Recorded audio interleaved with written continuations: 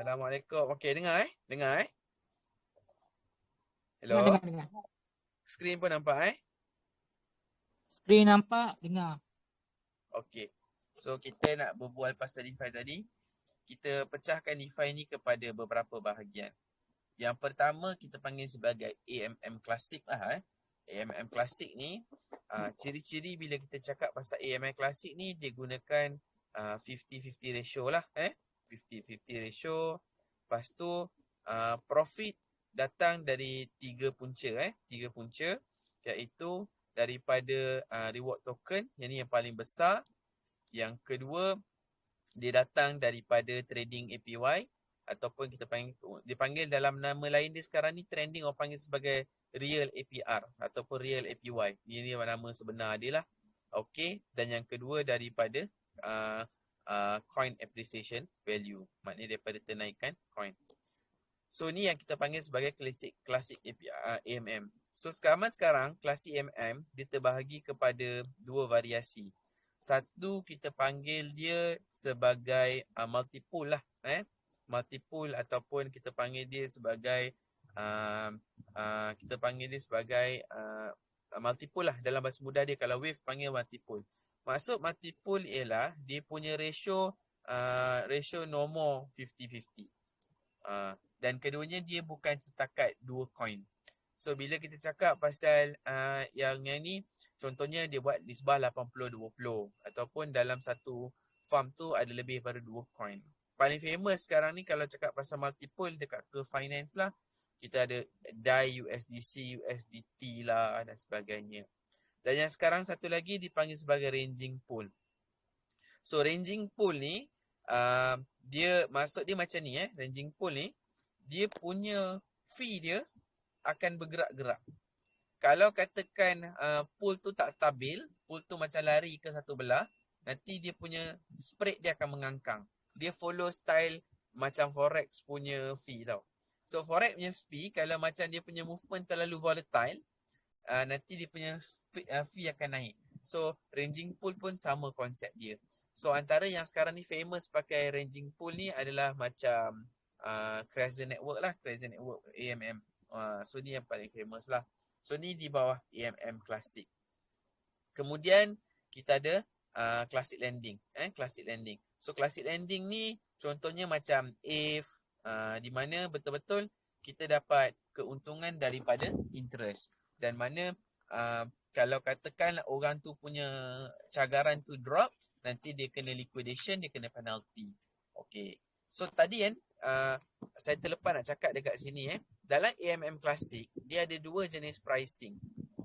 Satu dipanggil sebagai Oracle pricing, Oracle pricing, dan satu lagi dipanggil sebagai opportunistic pricing. Okey. Apa beza dia? Siapa tahu beza antara Oracle pricing dengan opportunistic pricing, ataupun korang tak faham apa yang saya cakap ni? Dengar ke? Dengar, tapi tak tahu. Okay. So basically kita nak tahu beza Oracle pricing dan opportunistic pricing ni macam ni. Oracle pricing bermaksud AMM tadi dia tahu harga pasaran dengan Oracle. So harga yang dipaparkan ialah harga daripada pasaran. Itu maksud Oracle pricing. Opportunistic pricing bermaksud dia blind. Dia tak tahu harga pasaran, dia hanya tahu dalam pool dia ada separuh A, separuh B. So kalau katakan A punya harga sekian, B punya harga sekian dalam pool, itulah harga dia. Contoh opportunistic pricing ni macam swap.fi. Contoh Oracle pricing ialah macam WX. Contoh Oracle pricing lain macam Pancake. Apa kelebihan Oracle pricing? Apa kelebihan opportunistic pricing? Oracle pricing memastikan kita kurang mendapat IL. So kalau katakanlah dalam kita punya pool kita dah berat sebelah. Pool kita dah berat sebelah. Tapi dekat harga pasaran dia lain. So dia akan tetap pakai harga pasaran. Dalam tu kita tak menghadapi IL yang teruk. Opportunity pricing pula dia mudah terdedah kepada IL. So macam swap ni dia mudah, kalau orang invest dalam swap dia mudah terdedah pada IL. Tapi kelebihan dia adalah opportunistic pricing ni dia lebih banyak bot yang suka trade dekat situ. Kesan dia APR daripada trading akan lebih banyak. So itu berkaitan dengan AMM, opportunistic pricing, dengan Oracle pricing. Sekarang kita tengok pada Dak, lending. Ya. Dak nak tanya. Aha. Oracle ni untuk kalau macam coin-coin macam BTC apa semua tu memang dia akan guna Oracle kan? Ya betul. Memang Biasanya yang lazimnya kalau coin-coin besar memang banyak pakai Oracle. So ramai orang macam dia tak faham kan apa beza antara Oracle dengan API kan. Kalau macam trading pun diorang banyak API kan. Macam kita kata broker harga lain-lain, tapi broker pun diorang ada reference pricing. Apa beza dia adalah Oracle bermaksud sistem tu dia akan cek harga daripada berbagai sumber, termasuklah data daripada blockchain dengan off-chain, dan dia akan buat summary menggunakan AI. So antara Oracle yang paling terror sekarang ni Chainlink lah. Tu Oracle pricing paling besar kat dunia sekarang ni.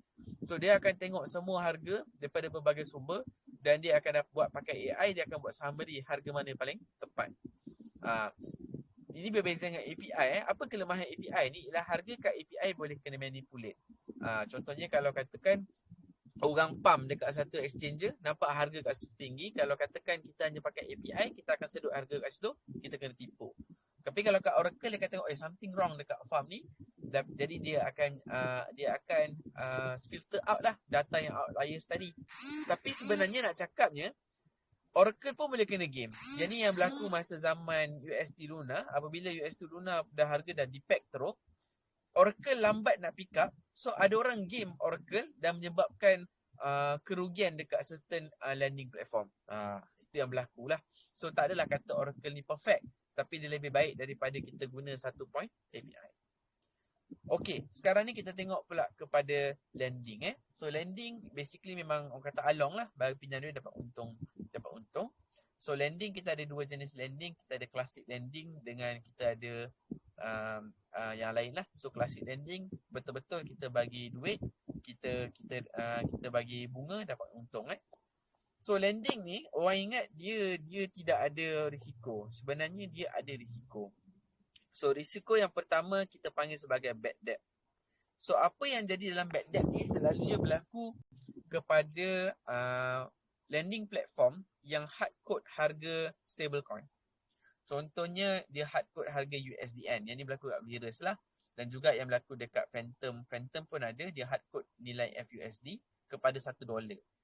Apabila harga pasaran stablecoin tadi di bawah daripada harga yang di hard code iaitu $1, orang boleh dapat orang kata loan jahat lah. Kita bagi $1, kita dapat 1 USDT kan, ataupun kita dapat 80 sen ataupun 90 sen USDT, kita lari dengan duit tu. Contohlah nak fahamnya pasal bad debt ni, USDN dah depact katakan jadi 70 sen. Kita pun hantar kat lending platform, dia kata di $1 kita boleh bagi awak 90 USDT, awak nak pinjam dengan saya. Mestilah lagi untung kan, 90 USDT. Kita punya USDN dah depact 70 sen. So orang tak bayar hutang. Ni yang berlaku dekat Virus dengan kat Phantom lah. So nak kata lending tu selamat, tak juga. Yang kedua dipanggil sebagai bank run. Bolehlah kata bank run ataupun dipanggil sebagai nama lain dia insolvent ataupun dikata illiquid lending.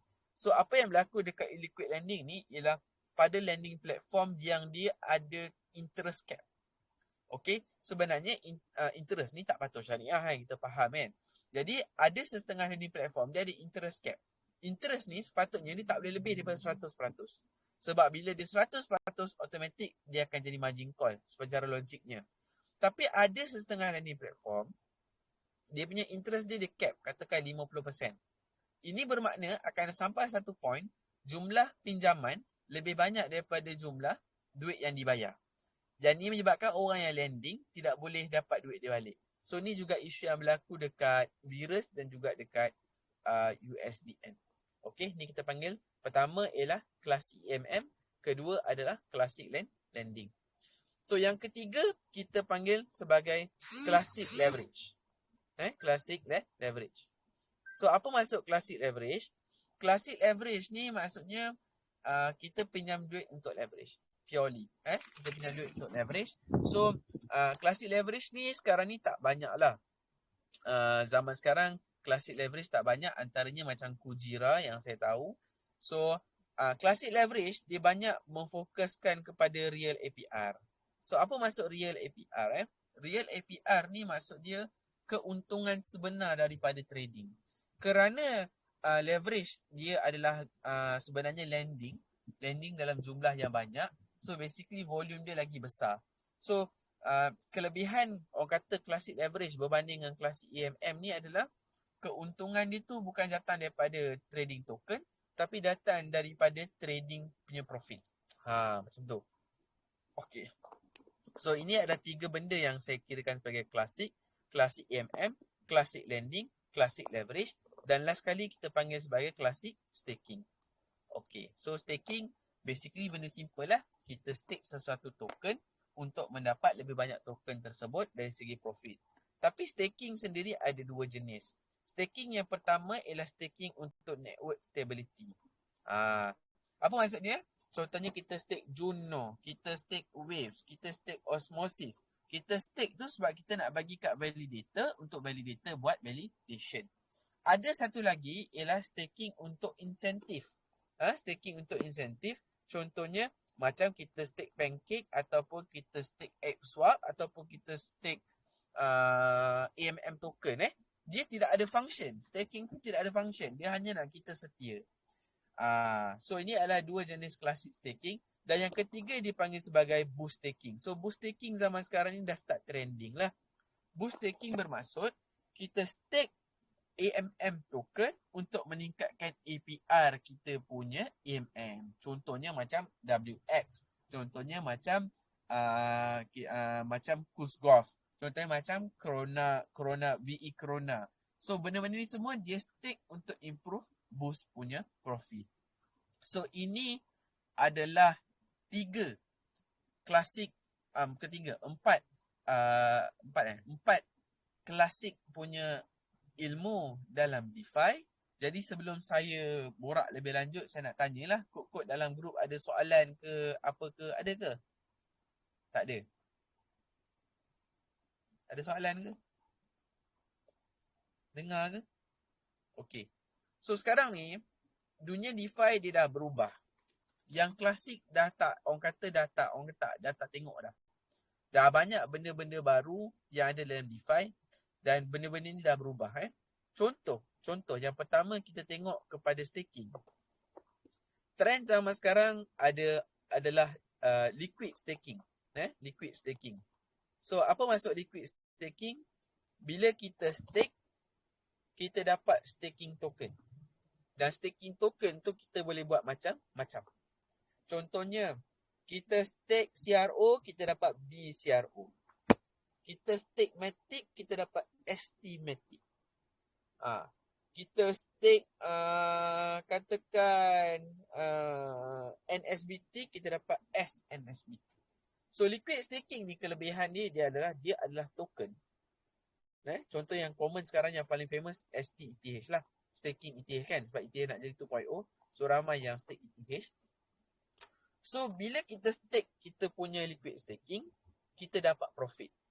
Profit dia datang dalam 2 bentuk. Yang pertama memang dia airdrop profit dalam kita punya wallet. Yang ni kurang famous lah, tapi ada beberapa staking yang macam ni. Contohnya macam SNSBT. Yang kedua adalah dia naikkan value token tersebut. Yang ni paling famous. Contoh dekat BCRO dengan STETH lah. Tapi ramai orang salah faham. Bila kita kata dia naikkan dia punya value tersebut hanya kita dapat kalau kita unstake dengan kaedah tradisional. Contoh kita stake, lepas tu kita unstake, dia akan ada delay. Contoh kalau unstake CRO mungkin 21 hari. Lepas 21 hari baru kita dapat modal kita. Kalau kita unstake immediate, maksudnya kita swap, dia tetap bergantung kepada harga pasaran. Dan inilah yang berlaku kepada Three Arrow Capital. Di mana Three Arrow Capital, dia invest terlalu banyak dalam STETH.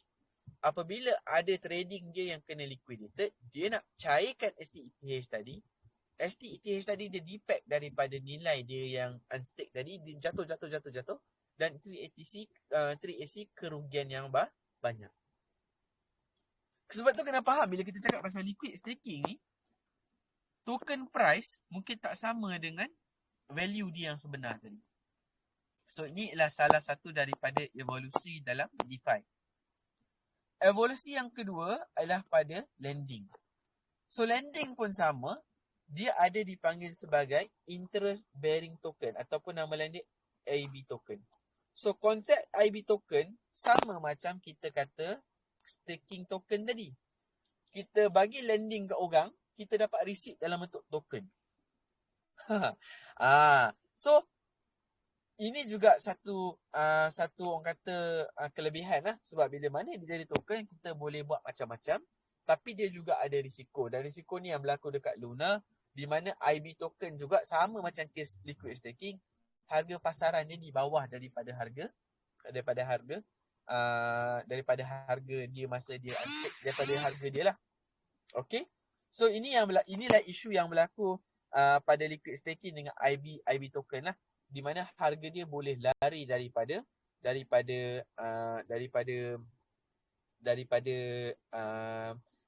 harga sebenar. So dua benda isu ni. Dan yang ketiga sekarang ni ialah gabungan di antara IB token dengan leverage dengan liquid staking untuk menghasilkan AMM versi baru. Sebagai contoh saya tunjuk salah satu daripada farm yang ada. BCRE USDC. BCRE ialah staking, liquid staking. BCRE USDC pula adalah AMM. So kita dapat profit daripada dua punca, iaitu staking CRE dan juga USDC. So macam ni contoh dia. Okay. So kita dapat profit yang banyak lah. Maknanya kita dapat staking punya profit, kita dapat juga daripada AMM. Leverage. Sekarang ni ada 2-3 platform leverage macam GMX, di mana dia gabungkan leverage position dengan AMM pula. Kita buat leverage, kita dapat leverage token pula dia buat AMM. Macam tu pun ada. And APR memang gila-gila lah. Dan kita juga ada contohnya interest bearing token. Macam contohnya AUSDT, dia buat AMM pula. So kita dapat interest dan juga kita dapat AMM profit. Ni contohnya yang mana kita buat dipanggil sebagai advance lah. Dia gabung BCRE tadi staking, USDC pula adalah AMM. So BCRE USDC ni kita dapat dua profit. Kita juga ada kita juga ada profit yang datang daripada saya dah cover lah apa beza antara beberapa jenis DeFi. Dunia DeFi ni, okay, ada satu lagi dunia DeFi yang saya terlepas pandang nak cakap, iaitu Algo DeFi. Okay, so Algo DeFi Algo DeFi ni yang selalu jadi trending lah pada masa-masa tertentu. Apa maksud Algo Coin? Algo Coin ataupun Algo Stable merujuk kepada satu coin yang menambat harga kepada benda lain. Contohnya, kalau kita kata stable coin, kita ada USDN, kita ada Frax, kita ada MAI, kita ada DAI, kita ada DAY, kita ada FAY, kita ada FUSD, kita ada MIM dan macam-macam lagi. Okay. So, Algo DeFi, dia ada macam-macam SOP. Contoh USDN ialah gabungan antara Wave campur NSBT campur Surf. Frax ialah interest bearing stable coin, campur dengan AFX. MAI adalah lending matic, DAI adalah lending lending ETH. Dia IB stablecoin. IB stablecoin juga, IB stablecoin. Lepas tu MIM IB stablecoin juga. Okay. So ni ialah semua algo stablecoin. Banyak algo stablecoin. Sebenarnya algo stablecoin tu sendiri adalah DeFi. Betul pertama sekali, dia sendiri adalah DeFi. Jadi bila mana dia dimasukkan dalam AMM, maknanya dia punya keuntungan akan jadi banyak. Contoh macam kita kata MIM USDC ataupun MAI USDC. So kita dapat profit daripada benda-benda yang lain. Contohnya kalau macam USDN dekat SwapFi, kita dapat profit per staking dan juga kita dapat profit daripada MM. Selain tu, bila kita cakap pasal Algo DeFi ni, diorang punya reward token selalu lagi besar sebab risiko yang kita ambil. Okay. So sekarang ni saya dah cerita tentang orang kata background DeFi. Saya nak borak pula pasal risiko-risiko yang ada pada setiap jenis DeFi ni. Okay. Yang pertama bila kita cakap pasal Algo. Algo DeFi ialah antara DeFi yang paling orang minat. Sebab apa? Sebab Algo DeFi ni lah yang orang asyik orang kata profit banyak, lepas tu tak ada risiko kan, sebab dia tak ada turun naik. Tapi sebenarnya dalam banyak-banyak DeFi, Algo DeFi lah yang paling bahaya. Saya dah dalam DeFi ni dah kata 2-3 tahun, saya dah kena Iron DPEG, saya dah kena USDN DPEG, saya dah kena UST DPEG, saya dah kena IL yang melibatkan hard coded punya token. Contoh macam contoh Iron. Kita ingat kita selamat lah duduk dalam Iron kan, sebab kita tengok APR tinggi. Tengok-tengok dia DPEG, kita rugi. UST sampai kosong kan. So sebenarnya Algo stable ni ialah antara DeFi yang paling kita kena hati-hati. Okay, macam mana pula dengan liquid AMM Classic? So AMM Classic ni yang ramai orang tak faham. Bila kita start masuk, kita letak katakan BTC USDC 50-50. Bila mana BTC tu naik, sebenarnya dia akan jual BTC tadi untuk beli lebih banyak USDC. Dan kalau BTC turun, dia akan top up untuk beli lebih banyak BTC. So itu yang kita selalu sebut sebagai IL. Tapi sebenarnya IL selain daripada tu ialah kerugian kerana perbezaan harga dalam kita punya market berbanding harga market global. Itu pun IL juga.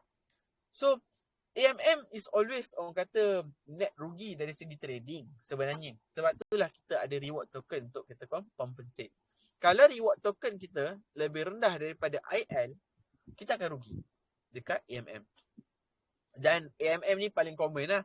Kena exploit, paling common. Saya pernah merasa exploit, pernah rasa dekat Firebird Finance saya pernah kena exploit. Itu sebenarnya saya rasa exploit tak banyak lah, tapi IL banyak.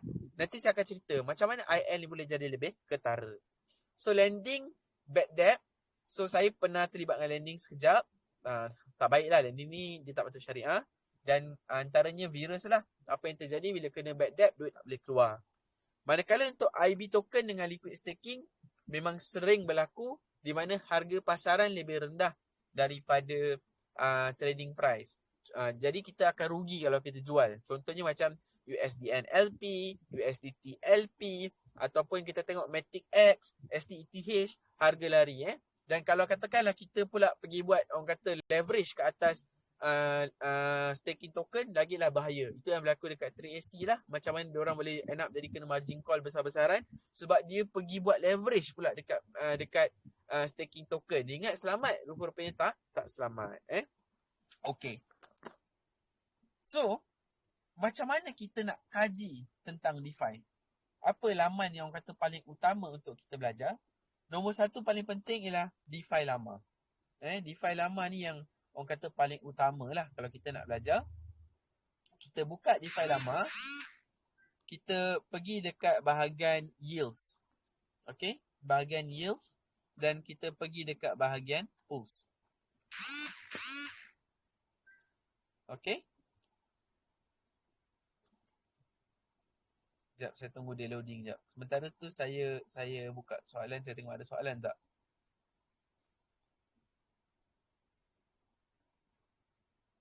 Tu Faris tanya tu. Ya, apa soalan dia tu? Nak tanya apa tu?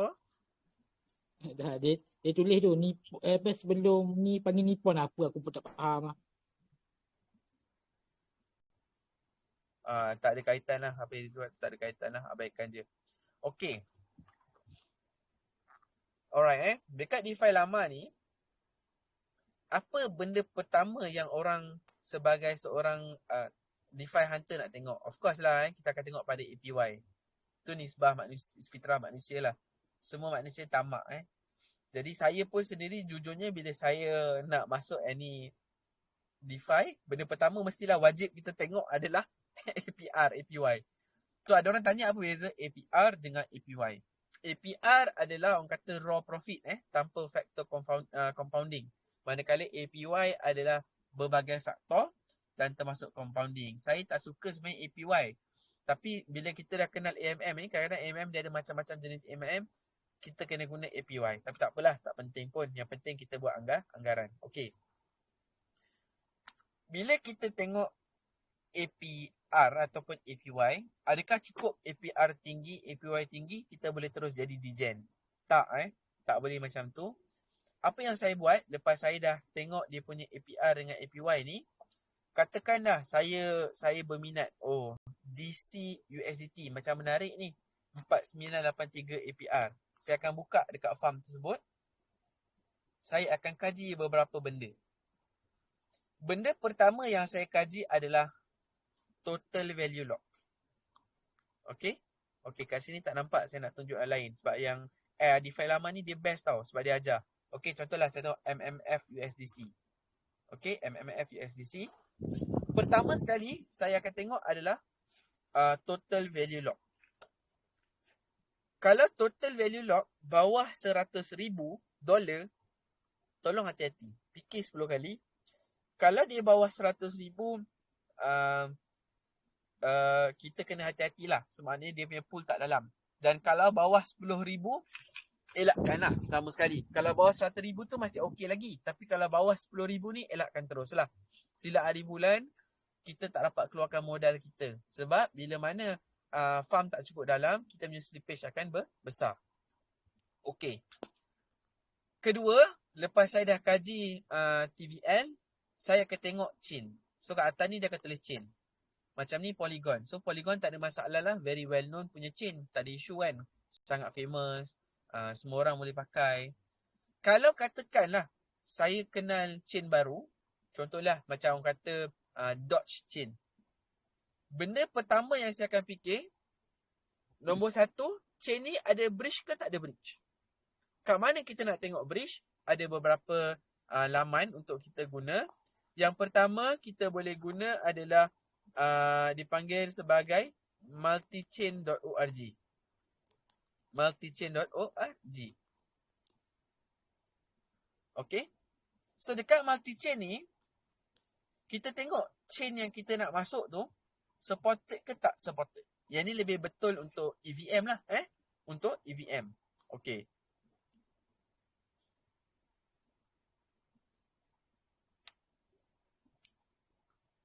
So ni adalah bridge EVM yang besar. So kalau katakan dia supported kat sini, macam ni kan, Dogechain kan. Dogechain ni dia supported. Okey lah. So kita tengok support tak kat sini. Kalau tak ada dekat multichain, satu lagi saya guna kat Evo DeFi. So Evo DeFi pun antara laman yang mana kita boleh guna untuk tengoklah sama ada chain tu supported ke tak supported. Okey. Yang ni pertama. Ni pertama. So kat sini kita boleh tengok. Macam mana pula kalau dia chain yang Cosmos pula? Cosmos punya chain, kita kena tengok menggunakan Osmosis Zone. Kalau dia traded dekat Osmosis Zone, okey. Kalau dia tak traded dekat Osmosis Zone, fikir panjang-panjang. Maknanya dia tak ada bridge. Masalah dia, bila dia tak ada bridge, kita susah nak keluar. Tu benda penting kita kena faham. Okay, so kita dah faham yang pertama tadi, kita tengok chain mana. Kalau katakanlah chain tu tak famous, kita tengok ada tak dekat exchanger. Macam saya prefer pakai Maxi. MEXC sebab dia banyak cover chain-chain baru. Bila buka Maxi tu pula, kita tengok pula liquidity dia. Banyak tak orang trade coin tu? Kalau dikatakan tak famous pun, kita kena fikir banyak kali. Okay. Itu yang pertama. Saya akan tengok chain mana. Sebab saya nak pastikan saya boleh keluar masuk dengan cepat. Yang kedua, saya akan tengok traded token. So, traded token kat sini USDC dengan MMF. Of course lah, paling ideal kita dapat stablecoin dengan stablecoin lah. Macam USDT, USDC ke. Tapi selalunya kalau USDC memang orang kata sikit lah profit kita dapat kan. So kita tengok token MMF ni, apa yang saya buat, saya akan buka dalam saya punya CoinStarts. Saya akan tengok ranking coin ni. Saya akan tengok dia punya performance dia. So macam ni MMF, saya akan tengok 1 year performance dia. Kalau dalam tempoh 1 year, kita tengok Kronos lah. Sebab yang tadi dia macam masalah sikit. Memang harga dia macam ni landai. Lepas tu macam tak reti nak naik. Tak pernah naik 3 bulan tak naik. Ni tak naik. Lepas tu volume pun macam tak berapa menarik. Tengok macam ni kan. Volume setakat 8 juta sehari. Saya kurang lah nak berani kan. Kalau katakan macam coin top 10 macam apa. Contoh macam Bitcoin ke Ethereum ke, tak ada hal kan. Tapi kalau coin-coin yang kurang-kurang famous ni, saya akan kaji. Saya akan tengok adakah saya berani untuk ambil. Kalau saya tengok macam sekarang Osmosis pun, saya akan fikir 10 kali. Sebab saya tengok performance dia tak berapa cantik kan. Kalau saya tengok news bagus, baru saya masuk. So katakanlah saya suka MMF ni. Saya rasa okay, MMF ni okay, coin dia agak famous. Saya akan tengok pula coin ni traded tak dekat exchanger. So kalau katakan macam dia traded dekat Maxi, saya akan tengok liquidity cukup ke tak cukup. Kenapa? Sebab kalau dia punya coin tu tak well traded, nanti bila kita nak lari susah. Okay. So nombor 2, kita tengok kepada pair yang mana kita nak trade. Nombor 3, kita kena tengok pula kepada exchange AMM punya platform yang kita nak masuk tu. Contoh macam ni MM Finance. So saya akan buka balik kat DeFi lama. Saya akan tengok pula ranking MM Finance ni macam mana. Trading volume dia macam mana. Kalau dia tak famous, trading volume dia sangat low, saya akan hati-hati. Kalau dia audited, saya tak peduli pasal audit. Saya lebih penting ialah umur. Lagi senior AMM punya platform tu lagi bagus. Macam tu. Saya lebih prefer umur berbanding daripada audit. Sebab audit ni tak reliable. Kita tengok banyak kali, banyak platform dah kena audit pun tetap kena exploit. Especially dekat EVM kan. Umur adalah lebih penting. Lagi bagus kalau platform tu dah pernah kena exploit tapi dia masih hidup. Itu menunjukkan bahawa platform tu berkualiti. Platform kalau dia dah kena exploit, dia masih hidup, maknanya platform tu memang orang kata dia ada viable product lah. Jadi biasanya kadang-kadang saya akan tengok platform lama yang dah kena hack, TVL masih maintain lah. Kalau TVL masih maintain, maknanya dia quality. So itu antara 3 benda pertama yang kita tengok sebelum kita masuk apa-apa farm. Jadi saya nak buka pula kepada Telegram, saya tengok ada soalan tak dalam ni.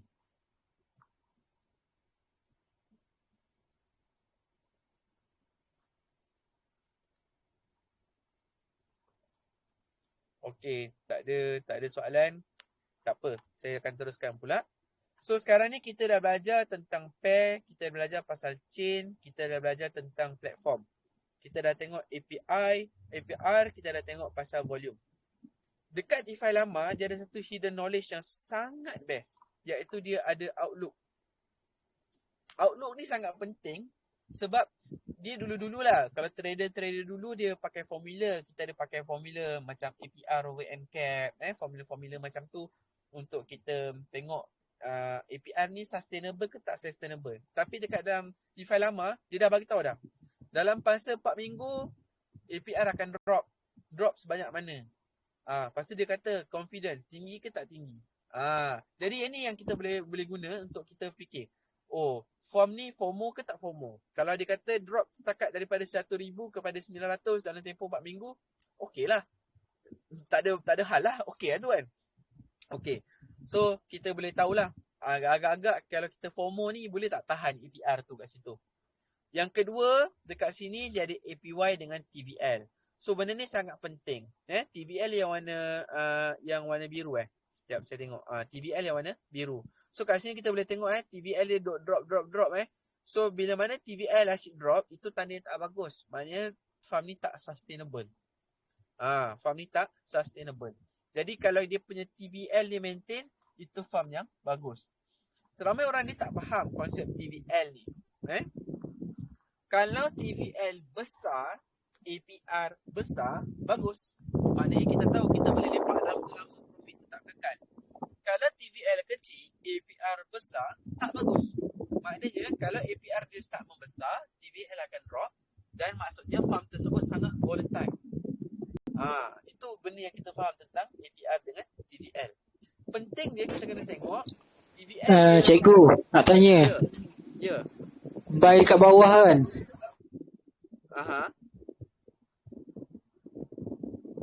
Apa soalannya? Hello, apa soalan dia? Buy kat bawah kan? Kat atas sell. Apa ni? Soalan ni saya bukan ajar pasal trading. Okey, abaikan. So sekarang ni, ini adalah cara untuk kita tengok berkaitan dengan pair, berkaitan dengan chain, berkaitan dengan AMM platform, berkaitan dengan APR, berkaitan dengan TVL, berkaitan dengan algorithm prediction. Ada tak benda lain yang kita boleh tengok? Ada satu lagi yang dipanggil sebagai 24 hours volume. So 24 hours volume ni kita pakai formula nisbah. Kita ambil 24 hours volume dia problem sikit sebab tak nampak. Kita pakai 7 days volume ataupun 1 month volume. Kita ambil 7 days volume. Kalau dia bagi 24 hours kita kali 7 lah. Divide dengan TVL. Semakin besar value tersebut, semakin bagus. Ramai orang tak faham benda ni TVL maksudnya pelabur. 24 hours volume maknanya sale. Semakin besar sale berdasarkan nisbah pelabur, maknanya kita boleh kata farm tu aktif. Kalau farm tu aktif, maknanya profit kita akan berkekalan. Banyak farm baru, reward token dia harga masa start tinggi. Tapi farm dia orang tak pakai. Bila mana farm dia orang tak pakai, dia punya reward token akan kena dump. Bila mana kena dump, reward token drop, APR akan drop. Ini benda penting kena faham. Kalau setakat harga token AMM tu tinggi, tapi farm tu orang tak pakai, lama-lama harga dia akan drop. Dan bila mana drop, APR akan drop. Bila APR drop, semua orang akan lari. Bila semua orang akan lari, slippage akan bertambah. Dan macam itulah di paradox yang berlaku. So sinilah balance yang kita kena belajar daripada kita punya DeFi tadi. Kita kena make sure APR pun tinggi, TVL pun tinggi, 24 hours volume pun tinggi. Okey. Selain daripada komponen-komponen ni, ada beberapa komponen tambahan yang kita kena tahu. Yang pertama kita panggil sebagai boost. So sekarang ni banyak farm dia dah ada boost. Mari kita tengok dekat satu contoh kat sini, dekat Krona Swap. Krona Swap. So ni adalah contoh farm yang ada boost.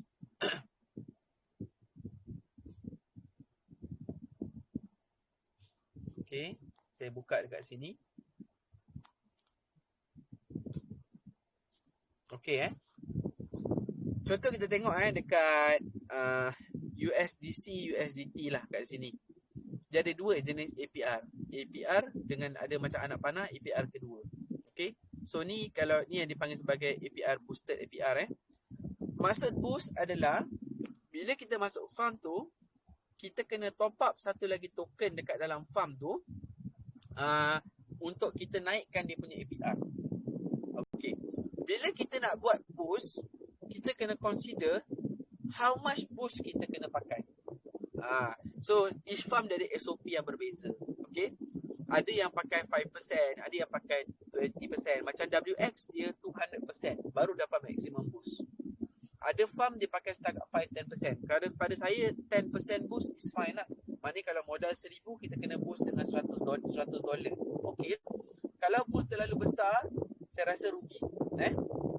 So boost ialah satu cara untuk kita actually increase kita punya profit.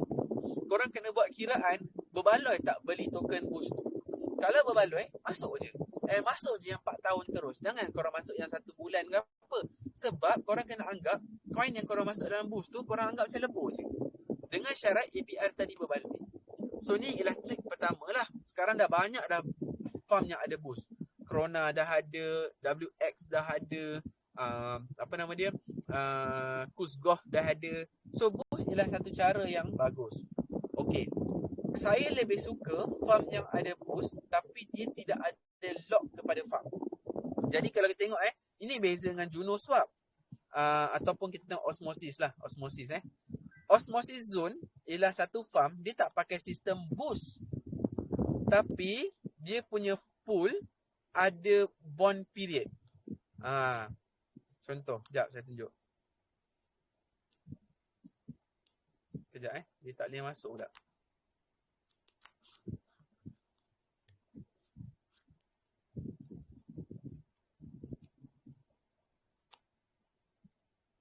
Okey, tengok So kat sini osmosis zone dia tak pakai boost, tapi dia pakai bond period. Semakin panjang dia punya bond period, semakin tinggi APR.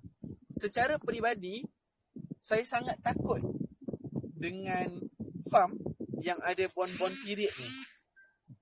Nak tahu kenapa tak? Sebab kalau lah tiba-tiba farm tu kena exploit, ataupun tiba-tiba berlaku macam harta USD defect ke apa, basically yang farm macam ni memang tindak. Saya lebih rela bayar duit boost daripada saya bayar untuk bond. Okay, so yang tu yang kedua. Ni consideration kedua. Yang ketiga pula dipanggil sebagai vesting harvest. Contoh vesting harvest ni kita boleh tengok dekat Polycat Finance. Okay. So vesting harvest dia merujuk kepada profit. Kalau kita kata pasal boost, kita kena lock token untuk naikkan APR. Kalau bond, kita masukkan farm tu tak boleh keluar dalam tempoh APR. Vesting profit pula bermaksud, dia bagi kita duit, tapi profit tu yang dia lock. Antara farm yang ada vesting profit, Polycat, Kava, pada saya vesting farm ni agak merugikan. Sebab apa? Biasanya lepas hujung-hujung zaman kita nak harvest, farm coin tu tadi dah jatuh. So kita tak untung sangat lah, walaupun asalnya mungkin APR gila-gila. Contoh kita boleh nampak ni dekat Kava. Kava punya APR sampai 200-300%, tapi dia vesting sampai setahun. By the time nak tunggu setahun, harga coin semua dah drop. So macam tak berbaloi lah. Okay, so ini adalah 3 jenis variasi dalam AMM klasik, yang mana kalau kita pandai guna, kita boleh naikkan profit, dan kalau kita salah guna, kita akan rugi. So sebelum saya masuk kepada topik seterusnya, saya nak baca soalan-soalan dalam grup.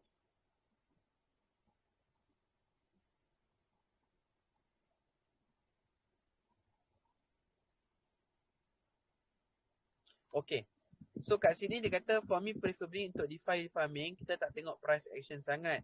Kita nak tambah kita punya coin, contoh kita nak naik from 1 TCC, di color of BTC price action. Okay, saya setuju benda ni, di mana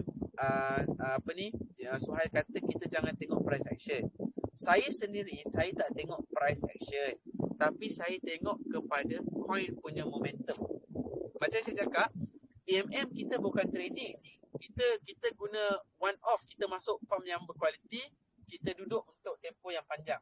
Betul. Tapi kalau kita masuk token yang sampah, contoh kita masuk token fish ke, token POR ke, token Dogira ke, token Polydoji ke, memang APR dia tinggi, tapi token tu akan drop.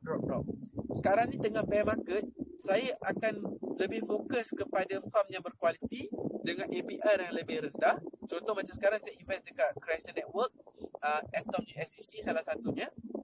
Sebab saya tahu Atom tu lebih strong berbanding kalau saya masuk farm-farm yang kecil. Sebab tu saya cakap tadi, kita tengok performance token tu pada tempoh yang panjang. Sebab tu saya pun tengok 1 year, bukan saya tengok yang short-short. Okay, ada tak soalan lain nak tanya? Ada siapa nak tanya lagi tak? Tak ada. Alright. So, kita dah tengok pasal AMM klasik, kita dah tengok pasal boost, kita dah tengok pasal harvest, pasal bond period, kita dah tengok pasal vesting harvest, kita dah faham tentang apa ni? Tentang macam mana kita nak kenal coin-coin, macam mana kita nak guna APR over TVL dan sebagainya. Seterusnya, saya nak share tentang aggregator. Okay, so aggregator ialah kontrak kedua yang kita pakai di atas kontrak yang pertama untuk meningkatkan profit. Contohnya macam WX Booster. Contohnya macam Auto Farm Network. Contohnya macam Pickle Finance. Contohnya macam apa nama dia?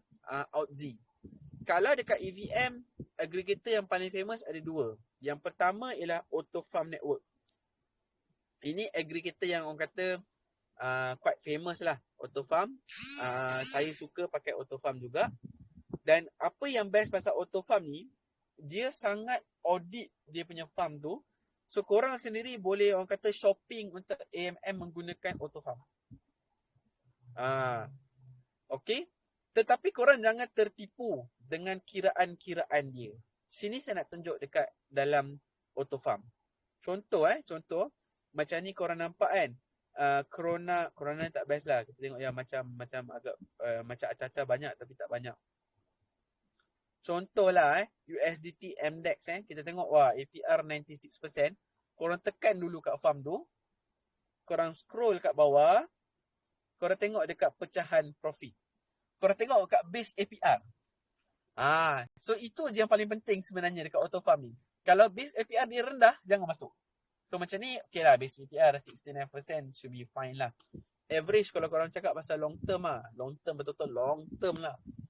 Base APR 50% tu okay lah. Most of the time saya tengok macam tu lah. Saya akan masuk dekat 100%. Cut off point saya akan exit dekat 50%. Zaman bull dulu, saya akan masuk atas daripada 150, saya akan exit kat 80%. Tapi dekat bear market ni kena realistic sikit lah. 50% pun dah okay. Untuk non-stable coin. Kalau stable coin sekarang 20% je. Okay. Itu cara nak guna auto farm. Paling penting. Kalau kita tengok pula dekat, apa nama dia? Okay, tu auto farm. BV Finance. Dekat BV Finance pula.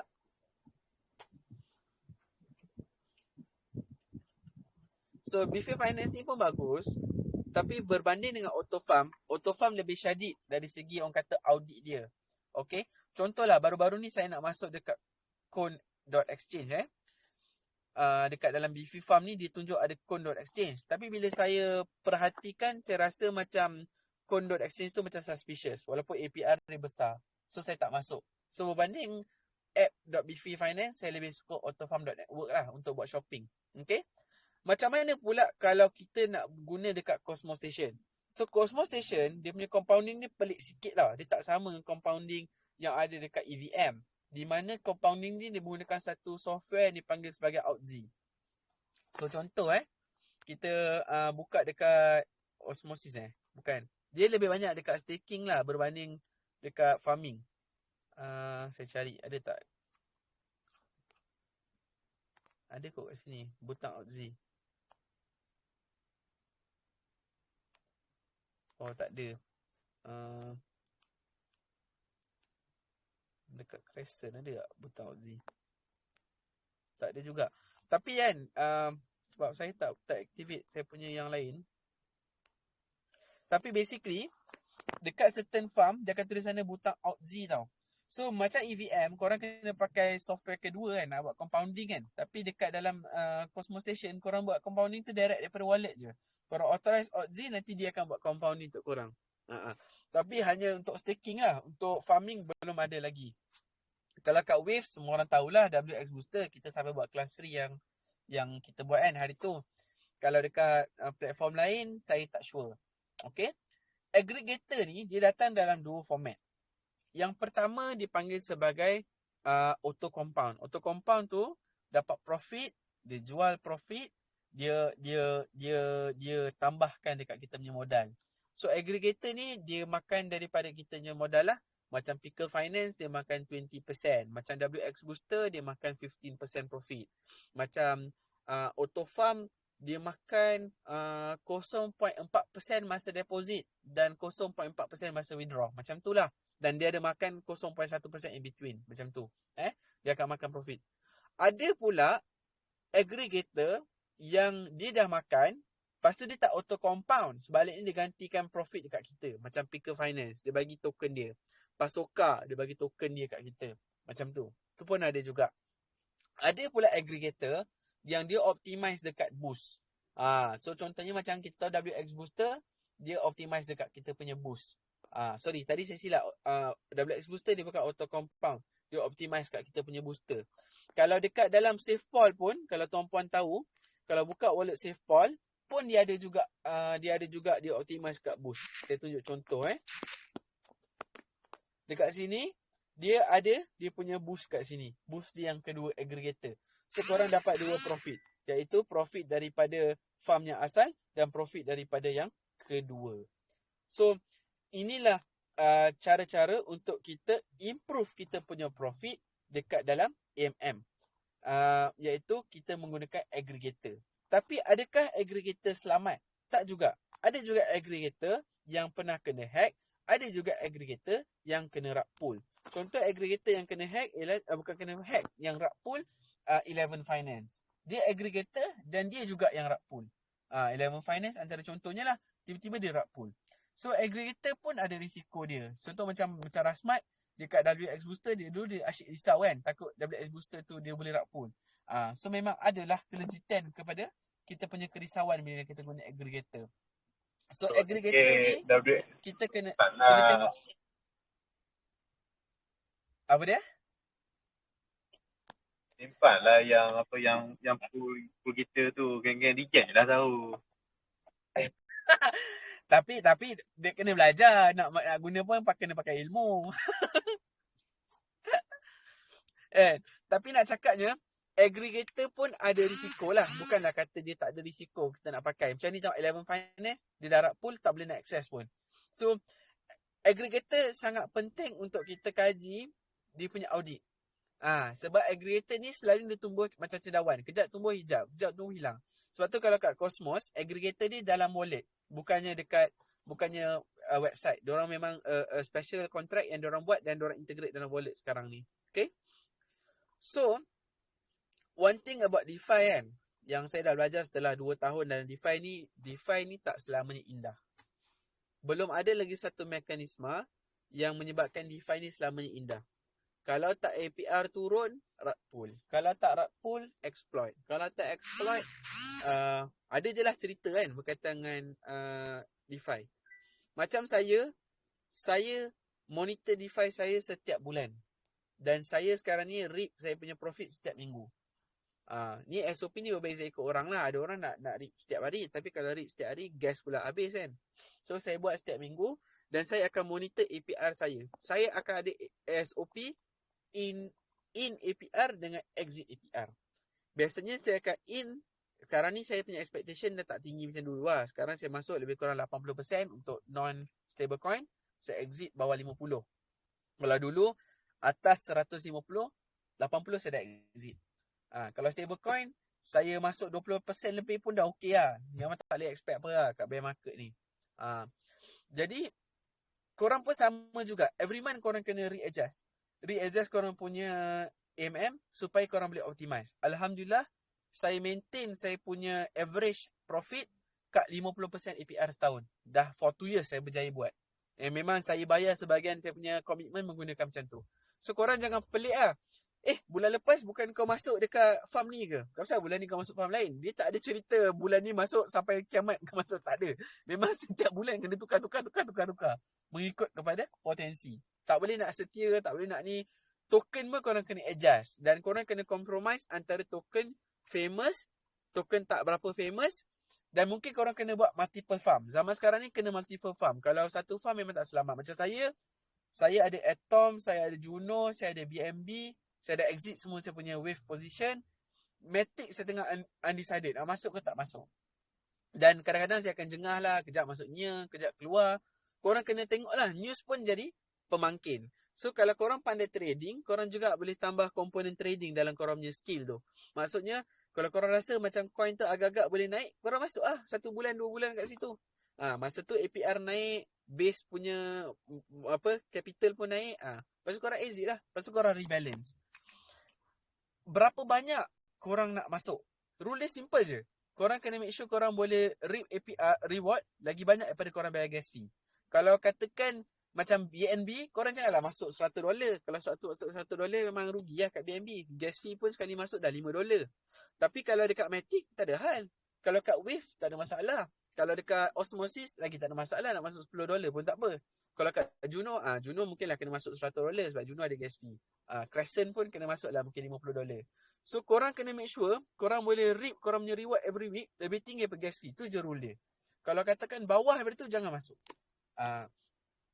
Okay. So basically itulah antara beberapa perkongsian yang saya boleh cerita tentang EMM. So ada soalan, website news mana kita boleh baca? Saya bagi tips senang je. Korang pakai CoinStart. Dekat CoinStart, function CoinStart ni dia sangat powerful tau. Korang buka dekat bahagian news, crypto news. So kat sini korang boleh tengok banyak news kat sini. Macam baru-baru ni yang orang duk cerita pasal ETC, kat sini korang boleh tengok news. And ada kadang-kadang tu kan opportunity. Contoh macam sekarang ni tengah hype dekat Doge chain. Doge dia buat EVM change dia. Tu saya kaji-kaji, okay, masuk lah. APR tengah sedap kan, why not, masuk je lah. Tapi korang kena make sure korang pandai exit lah. Dia benda-benda pasal AM ni kena tahu nak lari je. Kalau boleh lari tak ada masalah. Macam sekarang ni kan Doge chain tengah hype. Jordi Swap ni salah satu AMM dekat Doge chain. Doge chain ni adalah EVM version of Dogecoin. So saya tunjuk dia punya APR dia.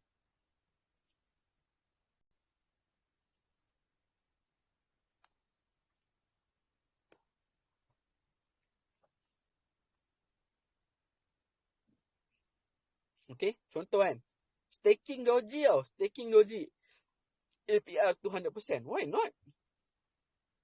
Farm okay. Dia punya chain dia audited. Chain dia yang buat ialah developer QuickSwap.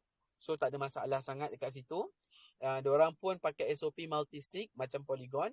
Nak kata selamat sangat, taklah selamat sangat tapi okay. Volume dekat dalam Doge Farm ni, Doge staking ni dah lebih 100k. So maknanya dah farm yang agak okay. APR 200%. Kita tahu dia akan sustainable for some time lah. Okay lah. Token Doge, ancient coin. Kalau korang trust dalam Doge, why not korang invest? Tak berani masuk Doge Farm, boleh juga masuk ETH. ETH USDC dapat 50%. BTC USDC 40%. Stablecoin 22%. And then dia tak ada lock period, dia tak ada vesting, tak ada boost. Okay lah. Tunggu dapat profit. Agak-agak macam dah tengok tak okay, lari lah. Nak lari pun tak ada masalah. Bridge berlambak. Macam tu bridge kan. Dekat sini bawah ni ada bridge. Bridge pun ada, tak ada masalah. Nak lari tak ada masalah. So kadang-kadang kita kata farm ni tak famous ataupun chain ni tak famous. Tak ada masalah pasal tak famous. Yang penting boleh masuk, boleh keluar. Itu je penting dia. Alright. So ada kita soalan-soalan lain? Ada soalan ke? Okay. So basically tak ada soalan pada hari ini. Jadi inilah perkongsian part 1 saya pasal DeFi hunting. Apa yang saya share mungkin agak berterabur, tapi inilah pengalaman saya dalam DeFi hunting selama 2 tahun. Yang penting bila kita buat DeFi hunting is korang tak boleh sayang. Tak boleh sayang farm, tak boleh sayang token, tak boleh sayang pair. All is about opportunistic. You kena ride the wave je. Kalau zaman tu zaman Avalanche punya chain, korang ride the wave. Kalau zaman tu zaman Polygon punya chain, korang kena ride the wave. And paling penting korang kena tahu kat mana nak exit. Dia sama macam trading tapi ber-CMM. Know where to exit. Dan KPI saya ialah APR. Kalau tengok APR dah tak masuk, korang tak payah setia-setia berharap-harap caw. Sebab tu korang tak boleh ada bonding, tak boleh ada vesting. Kalau macam boosting ni macam okey lah. Dengan syarat boosting tak boleh terlalu tinggi. Kalau setakat 10% boost tu kira okey lah. Macam tu lah. So ada soalan tak? Okay, so tak ada soalan, kita akhir kat sini. InsyaAllah nanti saya akan bagi salinan video ni dekat Abi. Kalau kata sesuai untuk kita upload lah. Kalau tak boleh, maknanya siapa yang dengar ni je lah dapat ilmu pada hari ni. Ada soalan? Tak ada Okay, sekian. Assalamualaikum warahmatullahi wabarakatuh.